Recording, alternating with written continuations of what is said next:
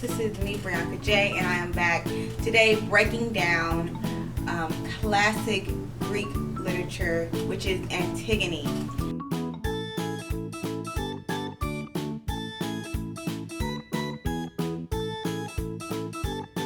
Antigone, we have read the opening scenes.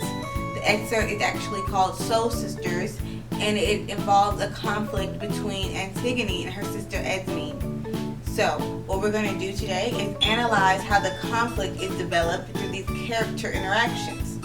Our goal is for Antigone, some of the major things we need to think about. It's in the opening scene, the author reveals that the family has been suffering, the mother is dead, the father is dead, and both Antigone's brothers have died as well. Ismene states, "Now the two of us are left here quite alone," in line 70. Yes, the entire family has died because Antigone is actually a part of a 3-part trilogy of plays, and the first one starts with Oedipus, who suffers a prophecy where he marries his own mother and has children and finds out, murders himself. The wife also murders herself, and the 2 children are slain. Check that play out. It's actually really conflict oriented. So if you're interested in a nice tragic drama, Oedipus Rex is the play for you. But moving into Antigone, they are suffering from this, and they're actually thinking about how their 2 brothers have been murdered on the same day. One brother is given a full funeral with all the accolades, and another brother is told not to be buried, to be placed in public and allow the vultures to eat at his body. This presents a conflict for the 2 sisters. Antigone brings Ismene outside the gates to discuss their options because the king has decreed the movement of this body to be unlawful. The 2 sisters are conflicted by the choice of loyalty and law. Antigone's motivation is to devote herself to her brother and to bury his body. She seeks Ismene for help, and in line 55 she actually states, "Will you help these hands take up Polynices' corpse and bury it?"